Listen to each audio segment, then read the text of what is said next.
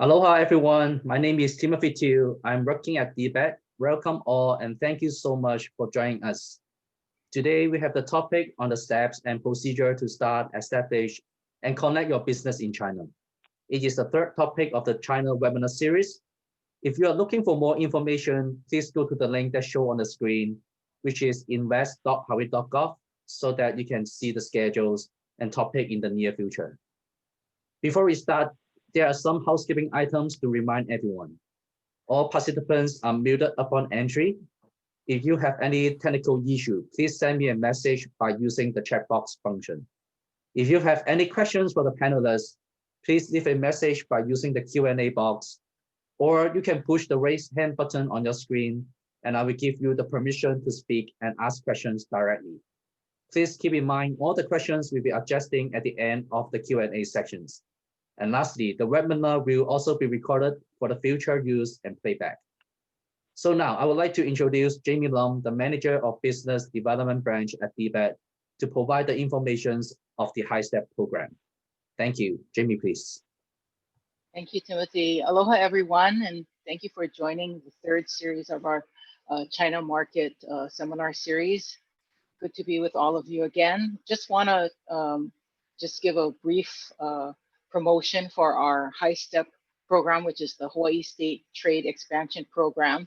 This is a program that is funded through a grant from the Small Business Administration, and the purpose of the program is to help new to export as well as experienced export companies to expand their market share or expand their export sales by helping them through various means. We have our series of seminars such as this to help inform companies about market opportunities, as well as we also have seminars or webinars, I should say, that address specific export topics.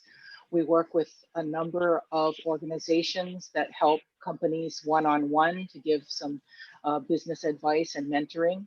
We also help to take groups of companies to various trade shows to participate in a Hawaii Pavilion, and we also have some funding available for direct financial assistance to help companies to carry out their export plan and costs for some of that. So all of the information on the High Step program is on our website, Invest.Hawaii.Gov, under the exporting tab.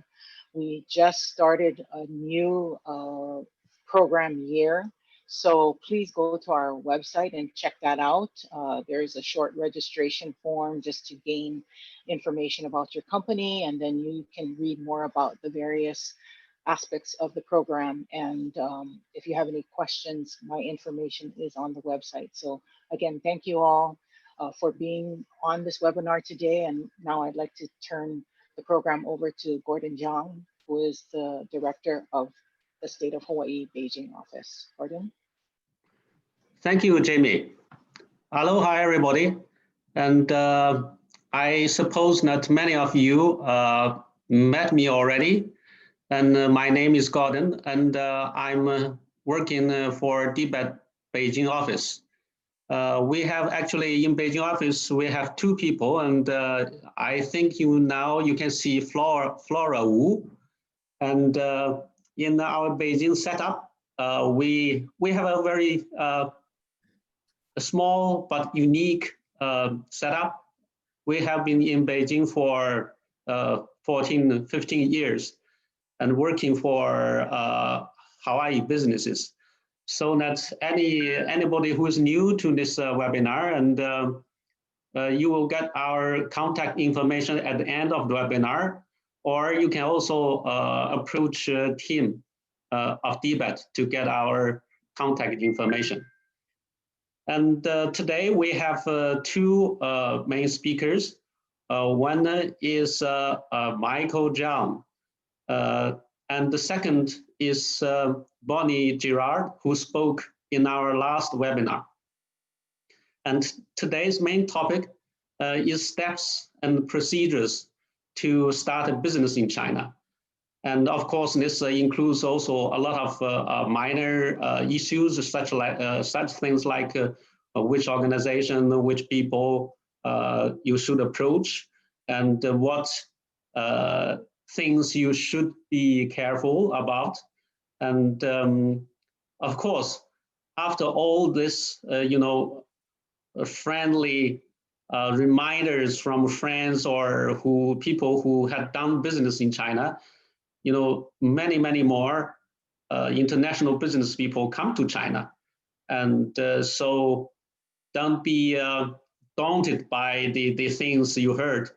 And especially we have two speakers who are experienced in China, and they will speak from their own experience, how to deal with issues.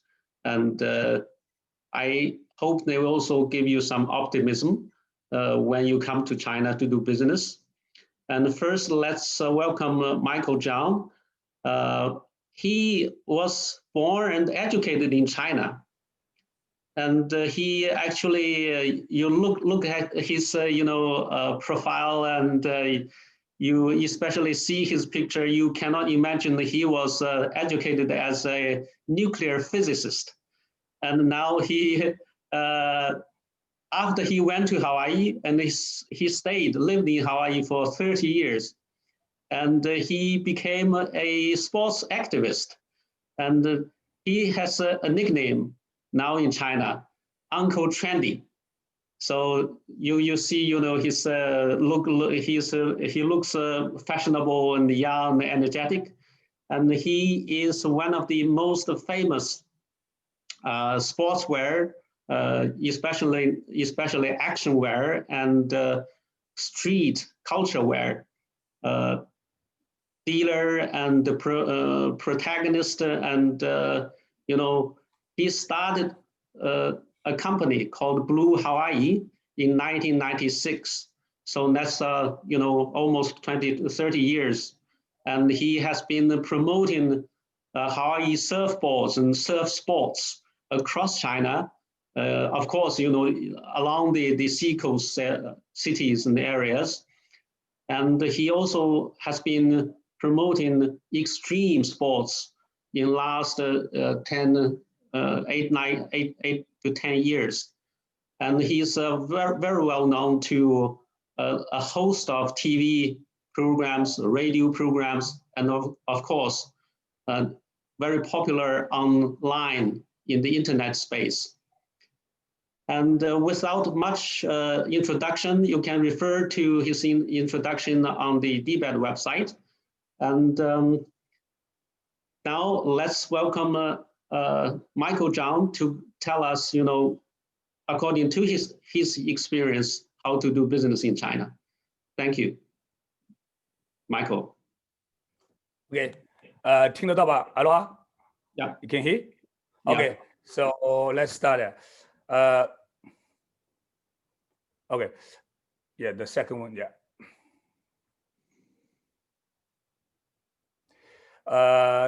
So I miss Hawaii so much.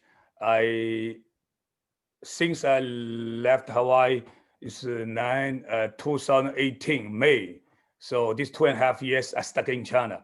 I just tell you guys a little bit about my experience in these years, because that my passport and in China that during after Chinese New Year's, and they really locked down the entire country. So because I don't have Chinese ID, I travel around and just getting so much special treatment, which I think is real important. That's why they are not spread all the disease, COVID-19 in China. So I gotta be locked down in a small room many times because they can check when I get in China and where I stay, where I go, but of course everything. And when you check, it's okay, so they let you go. So getting used to every place I go. I got a second room, I go there, but they're very nice, very polite. And even I live in my community, my apartment building, a couple of times I forgot bring my ID. They give you a temporary residence card, which prove you are okay. I forgot Bring that, I go outside, I cannot get in my apartment. So then that the family got to come here, bring my that temporary car to get in. So just say that I don't think in any country, maybe besides North Korea, can doing that. And you really lost everything. But truly, is that's only way. That's only and the effective way to prevent spread all that disease. So now you see now is almost normal. So I travel like in last couple of days, I travel many cities. Although every city go that have the car, you got to prove that the health permit. I mean, China Mobile, they can have a precise, say for instance, just Alamona Center, divide that's the area. So even I drive from Waikiki past Alamona, go to Perth City, that you have data, you pass Alamona, that code, that area is red. They got to call you. If they found something in Alamona, have people have a case, they call you, go there doing the testing that called nuclear and NAT, some testing. You got doing that notes on that. So it's just like and they can doing that like Qingdao 3 days, they tested 12 million people. So the efficiency and just really phenomenal, but everything okay. You look at that, the data, the double 11, 1111, that the sales in Thai China is 120 billion US dollars just for that 3 days. And I think business go back to normal, almost 90%, 95%. There, yes, they have a lot of small business down because restaurant and small that the mom pop shop during that the first 3-4 months, but the rebound is real strong. And then I expecting that the export company doing the ODM company is double, and they're getting so much order from European, from US, because a lot of factory in Bangladesh, in Vietnam, in Cambodia shut down because of that virus. So China get a lot of orders, but Chinese don't take the order unless you pay COD.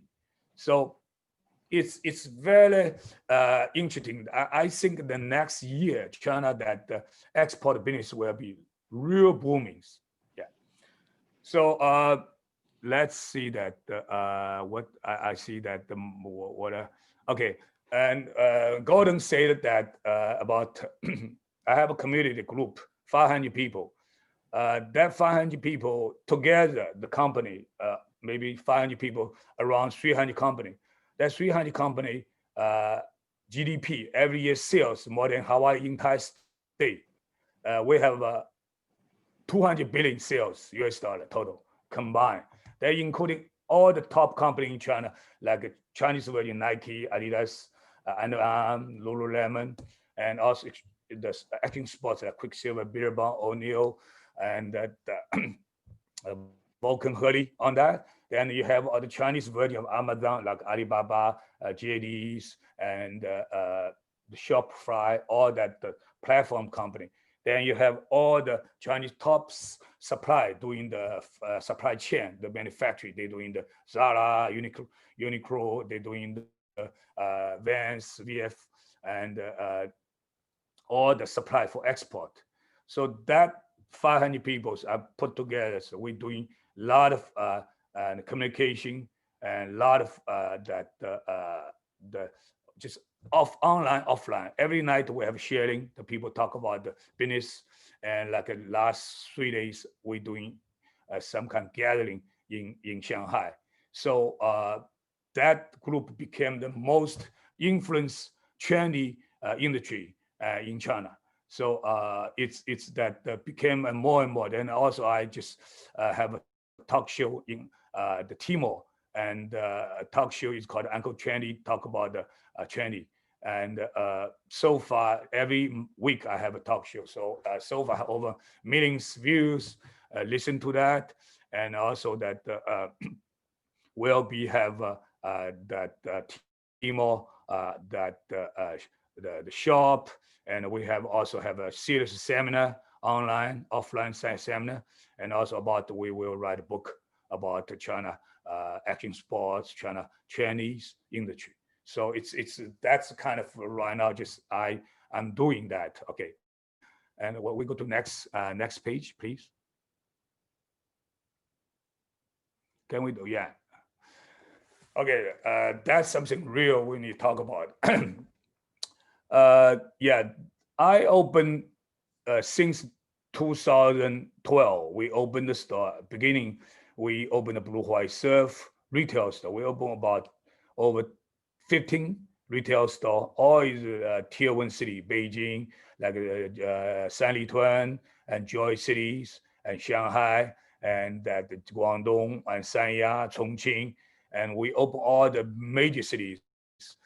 We spend a lot of money on that, which kind of, if we're doing now, you really don't need to spend that kind of money, but you know experience. So I just kind of hardcore, spend all my savings, invest monies, and also some VCs. So we did that for about 6-7 years. Then I realized that my gene is really not a retailer in China. And the people doing retailer like Li Ning, Anta, they can open, I mean, one night they can open 50, 100 stores. That's not me. And my real gene, my real expert is that I know I have knowledge for the action sports and the streetwear business. I have all the resource on that. That should be integrate that resource versus spend all your own money doing that marketing, doing all that, open the retail store.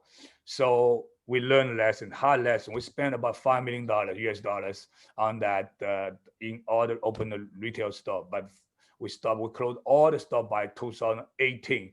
And lucky that if I'm in the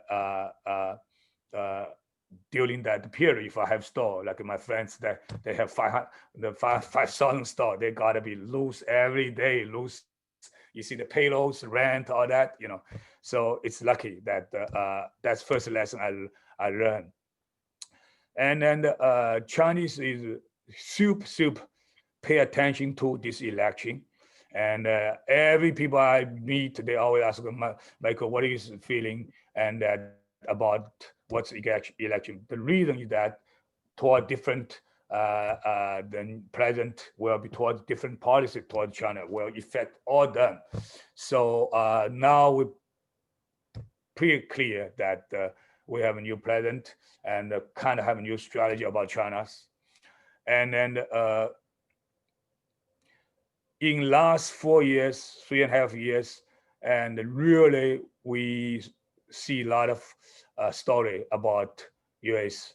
And for instance, we have a lot of friends. I have a lot of friends. They plan to their kids go to US, and because last 3 years all the negative whole things, they change their mind. They will go to British, and then they go to Japan. They move to the Singapore, and that. It's quite a loss in the U.S. education business. But however, Hawaii is exception because among all the state, Hawaii is the most friendly state in China. I think that's one reason that the debate and I mean, the truth, Gordon and Fowler, they did a good job about all the educations and HTA, they have an office in China. They're doing good promotion. So Hawaii have very good that reputations and in China. And then also the hospitality, Hawaii people, everybody go to Hawaii. They come back. They always, wow, good, nice. They never say regret. They want to bring back their family. They want to bring back their friends. They want the company retreat down there. So that's something I think, especially through this pandemic, Hawaii getting good is that Hawaii can be, if everything okay, we hope they can still have direct flight, okay. And Hawaii probably can get in more Chinese tourists. You know, now go to the Hainan is much expensive than go to Hawaii. My friend tried to book the Hainan Chinese New Year. Hotel room, of course, that suite something. 100,000 RMB one night, cannot book full, which is 12,000 US dollars one night. That's 12,000. You can come to Hawaii, whole family. That is one night.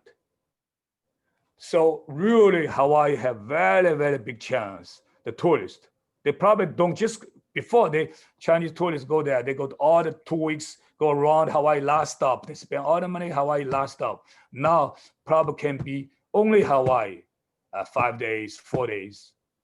So that's something I think the state government should be really, you got to think about it. That is the after the whole pandemic, that Hawaii tour business. I think if we're doing good, we can really grab that whole political that client, because the people just worry about to go to other state that can have discriminations, all kind of things, but Hawaii no more. So that's first things I want to give that Hawaii some suggestion. Really want to spend timing, money on promote and the Hawaii tour. Second, education. Education, Hawaii is not their first choice. Of course, they want to go East Coast, especially that Boston area, of course, California area, certain. But because that the whole situation last couple of years, and the university, some university also show some that not friendship friendly toward Chinese student. So they still, a lot of Chinese family want to go to US. So Hawaii have a perfect chance to grading some people. They don't go to because they don't, somehow they don't like the British. They don't want to go to Japan because they didn't learn Japanese, and they don't like go to Singapore, and because that is not, they feel is still is the Chinese community. So Hawaii, I think, really can have potential. Say for instance, UH, of course, will rank, I don't know, 130, while not top 500 or top of 100, but we can promote some special the major, for instance, that the agriculture, for instance, team, for instance, some international business, and some that ocean science. We have how UH have a lot of good program, which never Chinese really don't familiar with. We should just focus on some good, because Chinese, they always look at first the school is top 100, is that program is top 20 or top 25. Okay, so that's something I think we should focus. The other one will have some good high school, Iolani, Punahou, and Middle Pack. We really can be doing something good. Okay, and I only have 5 minutes, so I'm third thing I want to talk about Hawaii business. Okay, and I used to be doing the consulting for Hawaii Host, and we ship a couple container at that time and sell in the Chinese duty frees, and then I think I also tried bring Kona coffee in China into China, and I think they have good potential Hawaii products and deep sea waters, Honolulu Cooking Company, and Hawaiian Host, Kona Coffee, and ABC have some kind of Hawaii scene products. And the key is how to do it. I recently have one New Zealand company, New Zealand water towards China and in Shanghai market.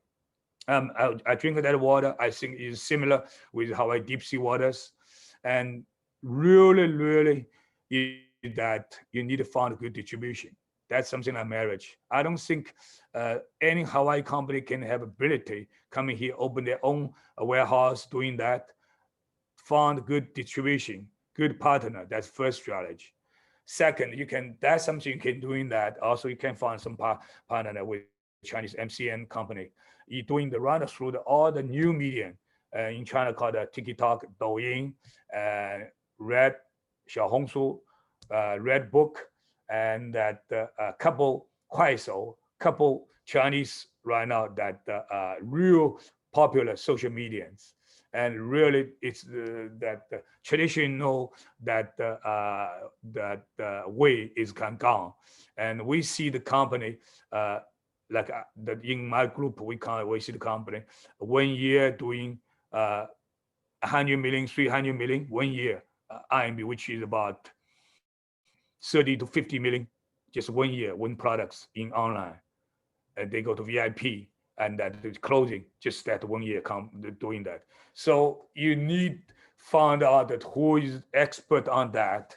So I just see that Hawaii have very big potential, but just we need an open mind. Hawaii sometimes we are island, and we so limit a lot of things resource. We sometimes our mind not that opens.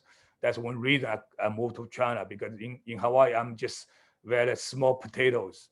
In China I'm a policy makers. I make the rules, because that it's they don't have rules. If you have knowledge, you have power, you can make the new rules. So I think that I probably just leave that to the audience. If you guys have any questions in the future after that Bonnie talk, we have 20 minutes Q&A. So I just say that. And also one thing, I'm a third employee, non-paid employee for Hawaii State. Every events I go, I always start with aloha, and my standard, everybody in my photos all have this. And when I finish, I always say mahalo. So mahalo everyone. I'm done. Thank you, Michael. And well, to our listeners, audiences, Michael mentioned again about the tourism and also education. And he spoke quite a lot about how to use you don't need to go through the traditional channels, and you just, can do business online, and, to develop your social media circles. And probably, well, you can start doing business without coming to China and set up a business now. And in this regard, Michael has a solid experience. And as he said, he has he just used some, WeChat platform or Douyin platform to, create a multi-million-dollar business. And so we are looking forward to next webinar, which is about, how to do marketing. Of course, we are going to focus on the social media and, the KOL, key opinion leaders, and everything. So we will leave that to the next webinar about social media. And now let's invite Bonnie Girard, president of China Channel Limited, who spoke last time about the challenges and opportunities. And after she finishes, we still have time for our audience to ask questions to our speakers, Michael Zhang and Bonnie Girard. Now, Miss Bonnie Girard, actually, I want to mention something last time when I talked about Bonnie Girard. She actually traveled to most of the places that I haven't been in China, and he speaks better Mandarin, believe it or not. That's why she studied very hard to master the language, and she can even tell the nuance of the differences of dialects. And I think I looked at her presentation that she's going to talk about. She will mention this point, speaking the language, either the actual language or the marketing language. Now, Bonnie Girard, please. Hello, Gordon. Hello, everybody in Hawaii. Can you hear me all right? Yes. Yes. Okay, great. Gordon and everybody at the department, thank you so much again for asking me for a second time to make a presentation. Thanks for helping me as well to get these slides shown. So I suppose you're on the first slide, which is the introduction slide, Hawaii to China, selling your great product to China. we'll stay on this for just a moment.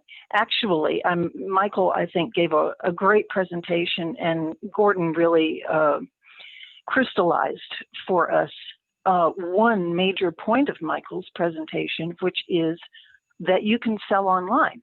And that is, ironically, and there was no coordination on this between Michael and myself, that is actually something that I'm going to talk about today. So next slide, please, if you would. Yes. So I'm sure that those of you in the audience who may be thinking about going to China with your product or service, you have in mind, I would think, as most people who go to China have in mind, how can I sell 1 billion of my thing to China and then retire? So this is a compelling question. It's a compelling idea. A lot of people, including a lot of Chinese people, have sought this holy grail of a market, and some have obviously succeeded. Some have not succeeded but keep trying, which is admirable.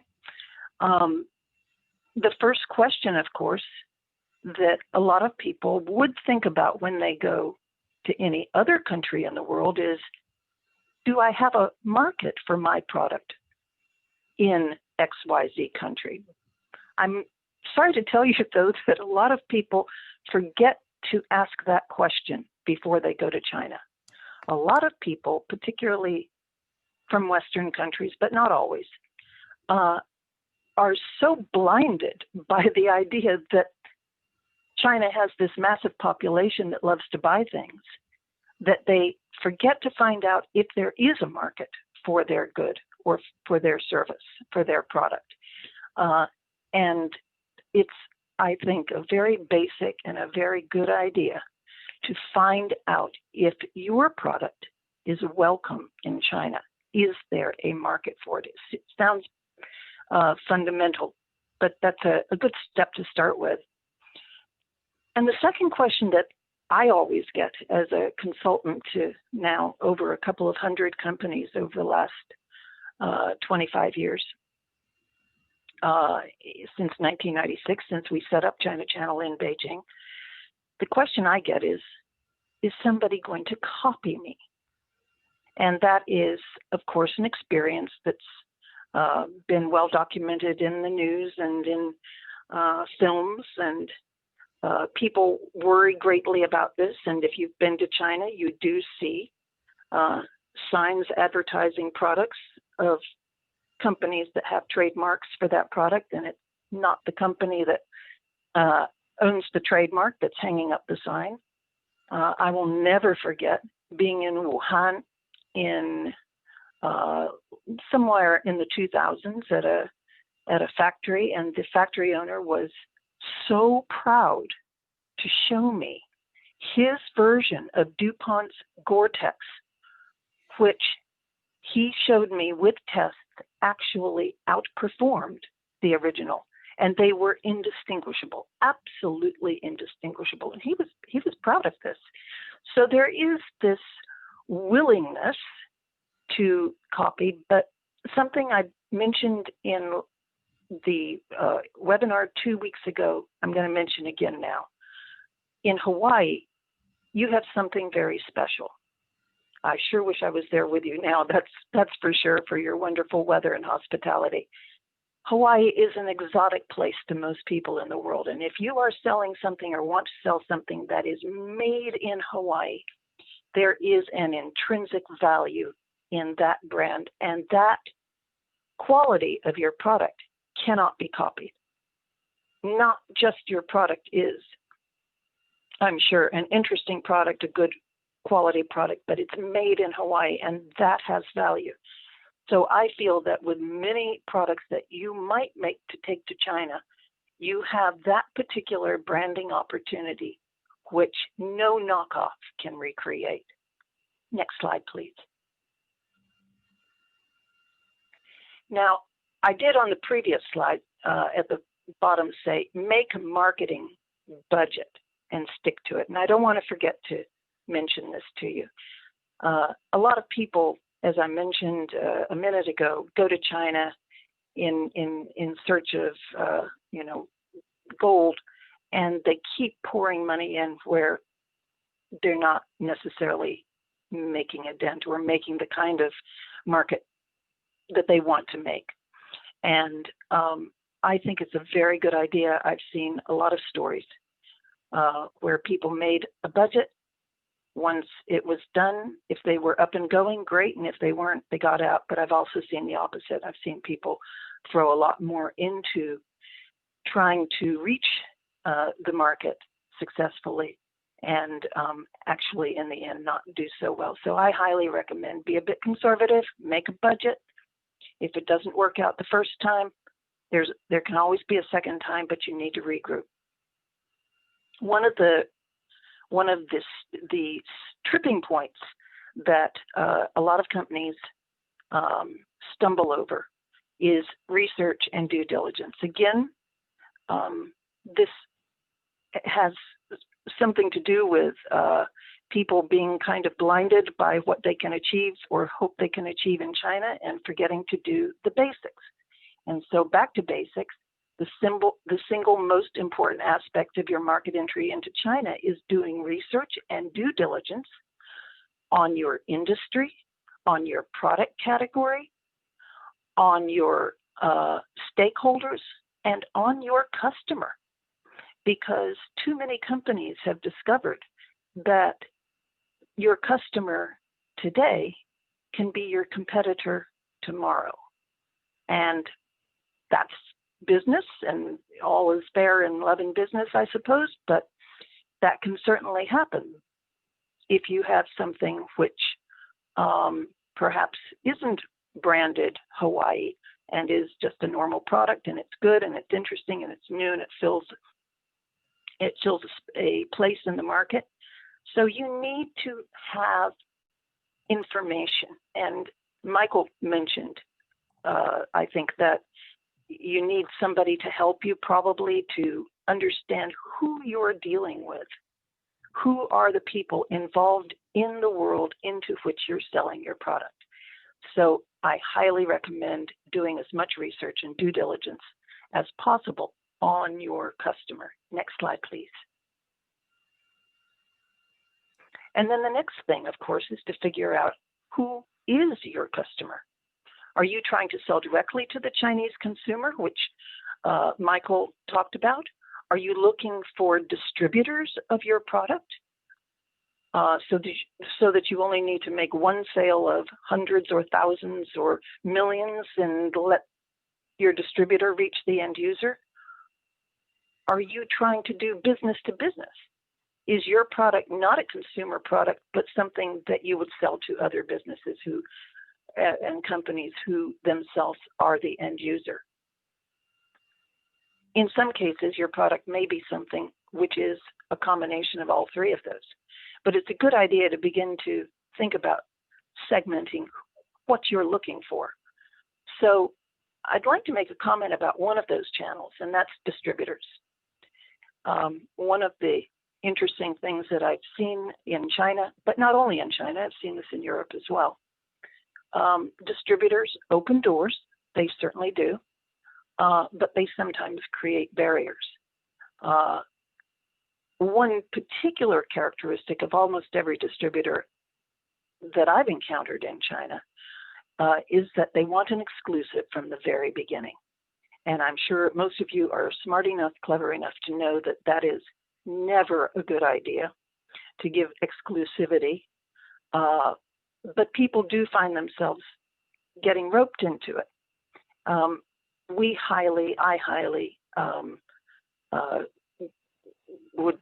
I'm very strong about saying don't do it, not right away. A company has to prove themselves. If you're going to give them the exclusive right to sell your product into China, then show me that you can do it, and then we'll talk about exclusivity.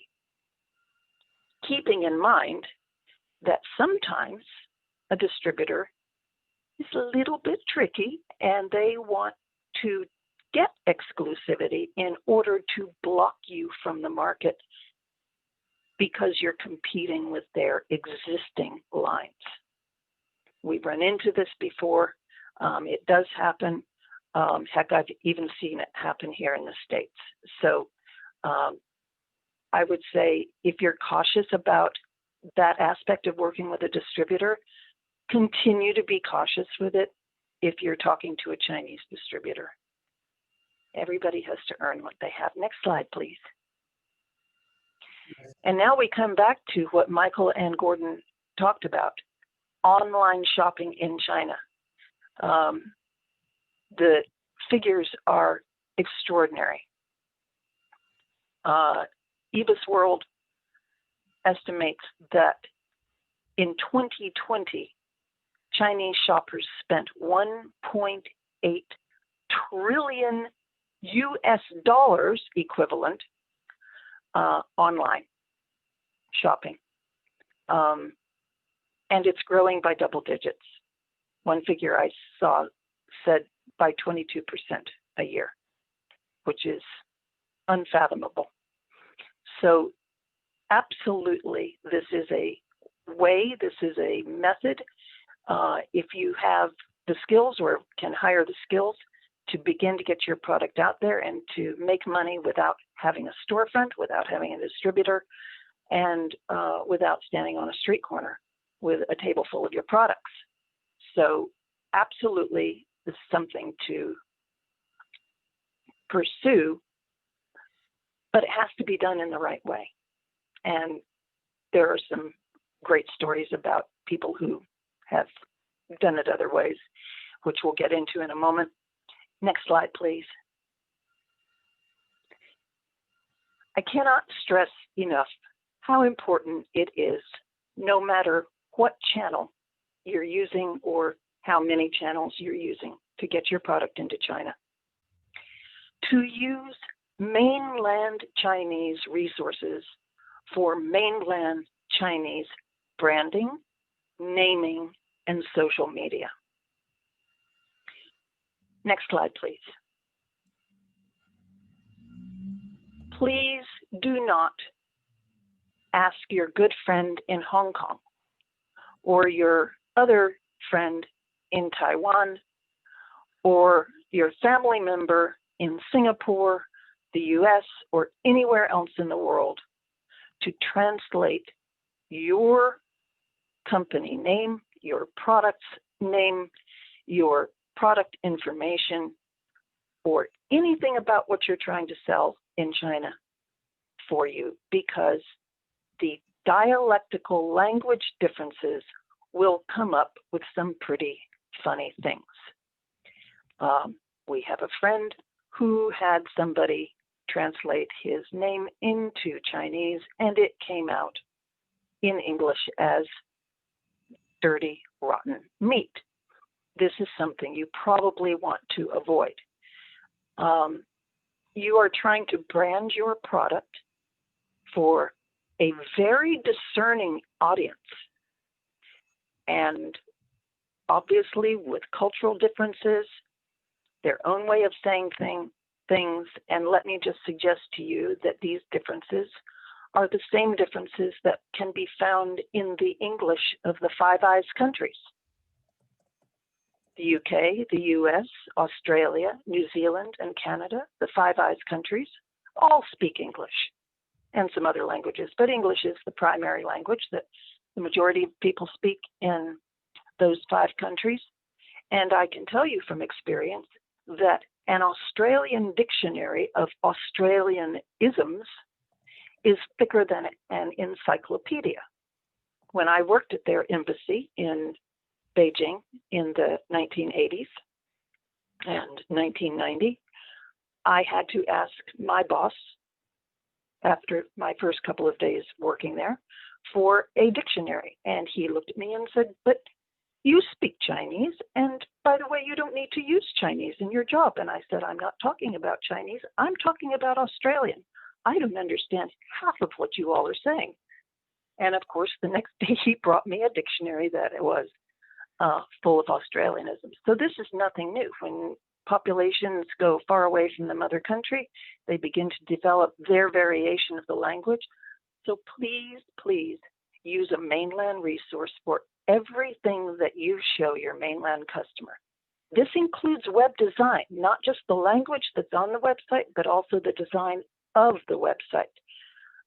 If you go to a Chinese website, you will see that it's a lot busier than perhaps the same website would be that is talking to a Western audience. So there are there's stylistic differences, there are language differences, and next slide, please. We've pretty much covered that.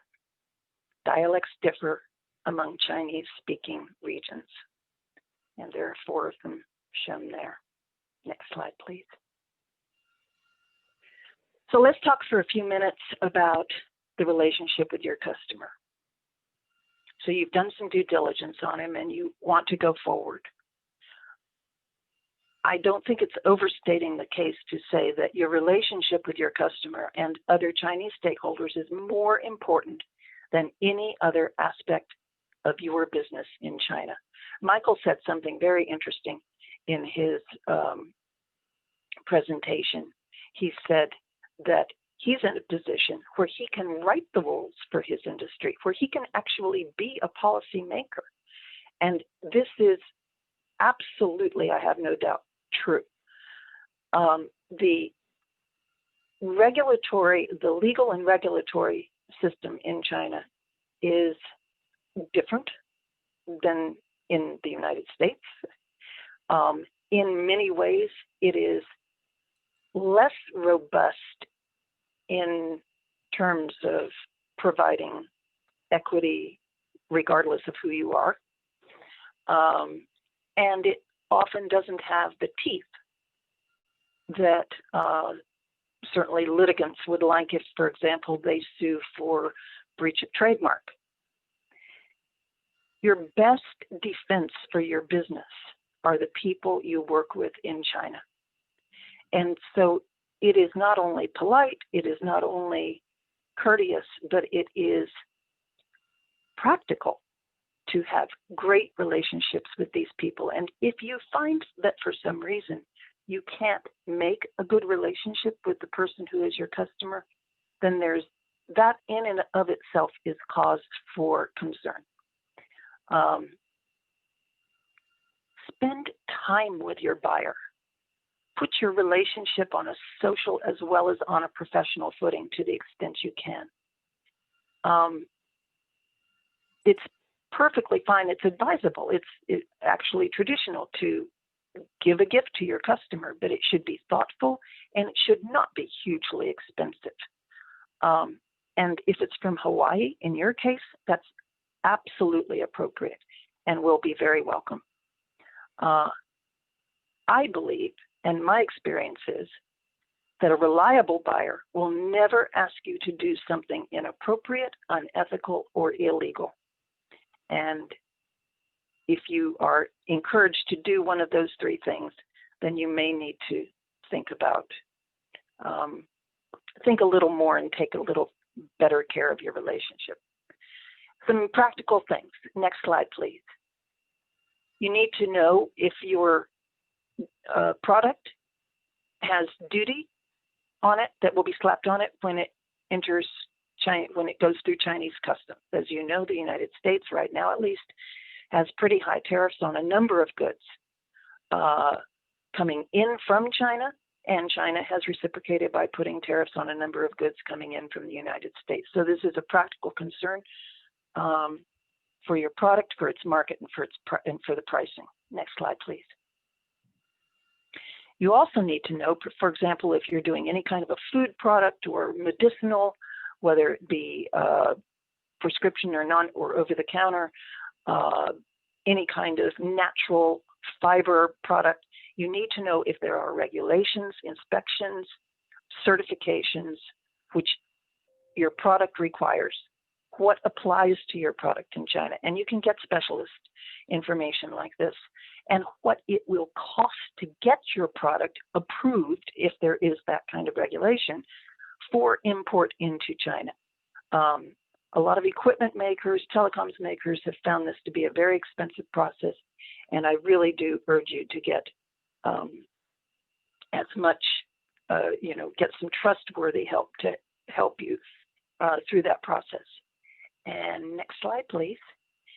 So that's as far as I'm going to go. I think my time is up. I appreciate you listening. And you can see there on the final slide, I've put my email there. And please, any of you in the audience who would like to just chat by email, feel free to send me an email. I'm happy to chat with you to the extent that I can help you over email. I'm more than happy to, and absolutely no obligation or cost. And again, thank you to Hawaii for asking me to give this presentation. I'll turn it back to you, Gordon. Thank you, Bonnie. And again, I believe that our audience will agree with me that Bonnie again gave us very practical advice about how to do business in China and where to start. And together with Michael, who has been doing business himself in China for 20, 30 years.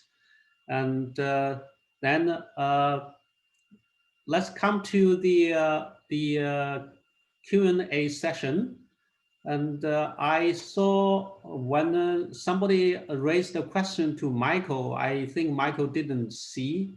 And I will, please turn on your microphone.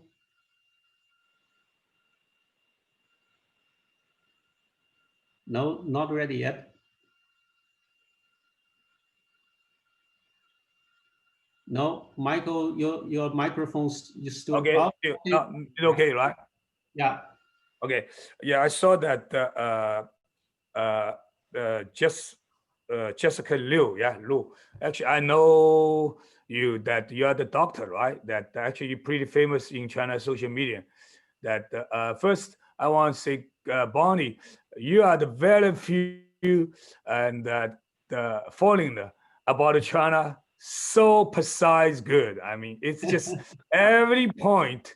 So you must you must know through a lot of the Ken Wawa. Okay, a lot of chicken in China. I mean, everything you say, I have a story can back you up. So it's like trademark issues, and then the screw distribution issues, trust issues, all kind of. It's really I learned lots. So I mean that's why you have a couple hundred clients that people hire, which is really because sometimes I think hire you, you know so much better China and is real good. I mean the company got to spend some money on that kind of expert.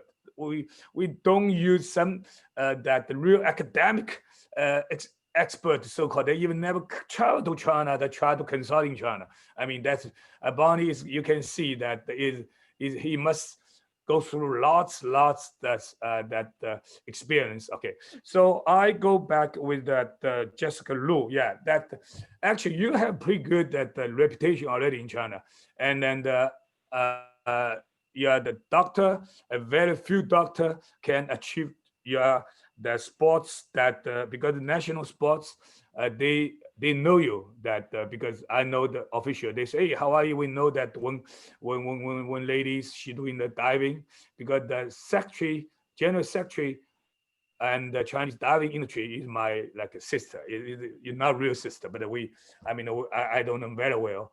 I think you should be promote every day doing 1 minute. I mean, 1 minute too much. It's everything 15 seconds. That videos in WeChat every day. If you're doing like, you don't care that you know you only have 200 fans. If you're consistent doing 3 months, you probably can have over 100,000, which is precise customer. They love divings, and I can help promote some of your videos, you know. So yeah, you just start with nuclear explosions. Once you're getting that, and everybody want to go to the Hawaii, then you found a group. They were precise. Your business will be, I mean, book out. You probably can have five of you because that the people spend money and like diving. I know a lot of people spend lots of money, go to all kind of place, Tahiti's, get the certificate and all kind of they wanted the best. So because you only can take, I think every time you only can take 3 or 5, you cannot take 500. So your problem is that you're getting the client, the elite client, which enough, it's just you only need 3 customer a day or maybe, So I don't think it's difficult, but you need to doing that nice videos and every day consistent doing 30 to 90 days, 15 seconds. You don't need 1 minute, just 15 seconds. Yeah. Good, thank you.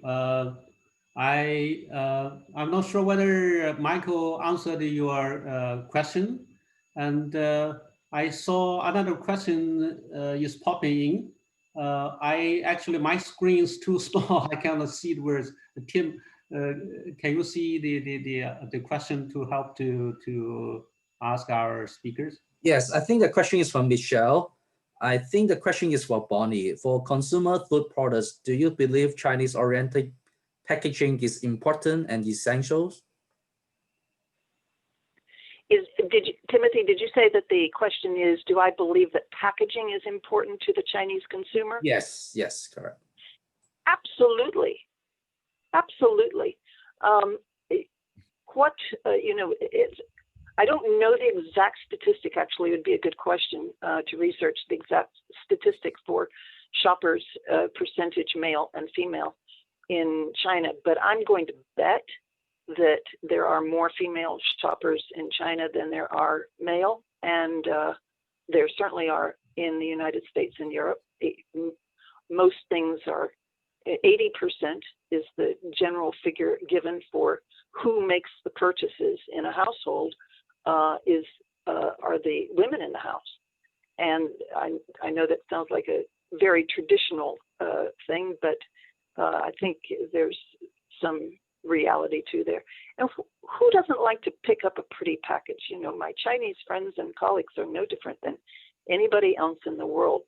A bit of beauty and style and class and appeal is always welcome. And who wants to be sent flowers in a paper bag, right?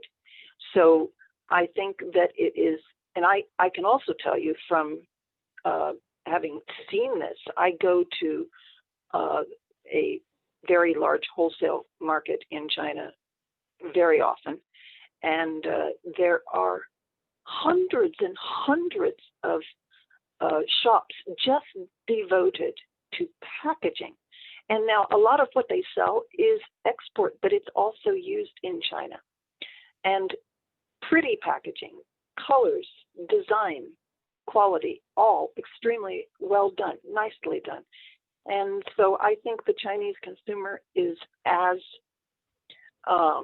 interested in having what they buy be put in a decent, nice, attractive package as anybody else in the world. Can I add on something? Yeah, sure. Go ahead, Michael. Yeah. So for instance, that Bonnie just realized this package, okay, is tea, okay, costs 3,000 RMB, okay. You think they have a lot of tea? No. 你把那个小罐打开，哎，这个打开怎么打开 ？Okay, here open that. They have nice paper. They have only 9 tea like this, 9, but costs $3,000. But this white tea is very expensive tea. Okay, so Chinese this all gift. Well, most people buy this thing, they not drink, they give the gift. So they certainly that convert, okay, that guy, Michael, I cannot give him $500 teas. I got to give him $2,000-$3,000 teas. Okay, what kind of teas? Oolong tea, green tea, too much, white teas. So getting that, the package, when you saw the package, you see, since 1871, that tea. So who the hell know that tea from 1871? Because some kind of story package. So it's very important package, yeah. Thank you. And well, I actually want to add on my 1 cent opinion.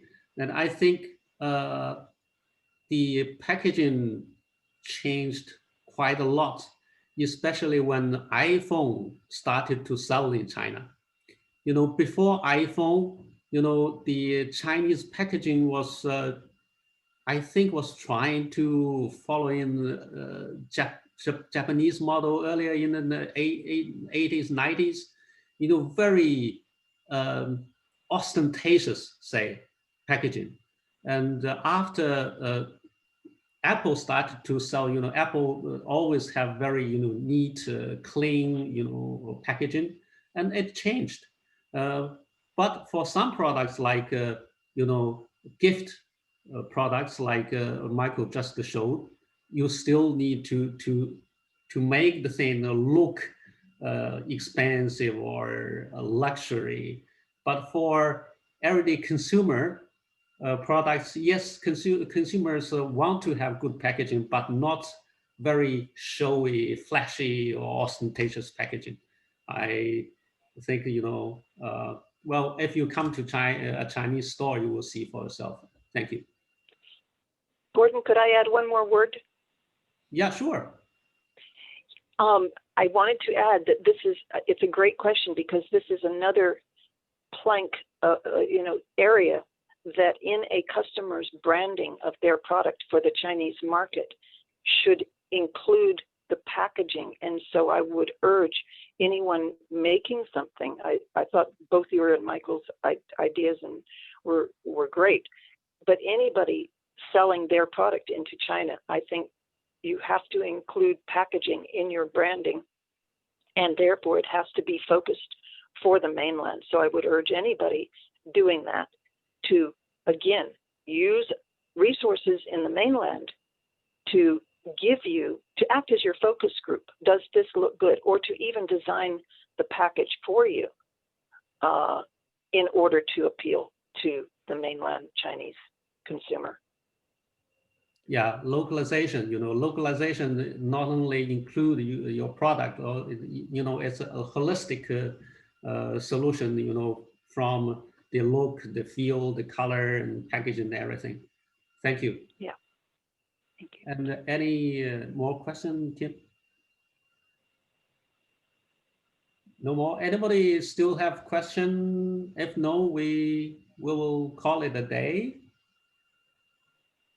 If you have, please raise hand, or you just speak up. No more. Okay. All right. Thank you, everybody, and thank our speakers today. And hope you have a very enjoyable weekend. Thank you. Okay. Looking forward, Bonnie. Looking forward to see you in Beijing. Okay. Beijing duck. Okay. Well, by the way, Beijing Tian. Beijing Tian, Michael. Well, yeah, Beijing. Okay. Okay. Well, take care, you guys. Yeah. Let me make one last remark, that welcome our audience to register for the next webinar, which is on December the 3rd. I'm very much looking forward to this webinar. Actually, it's about marketing. And we know that marketing has changed the skyline, the landscape changed quite a lot. And what happens in China is very interesting. And we are going to talk about all the social media and the KOL and everything. And so see you next time. Bye. Okay, bye.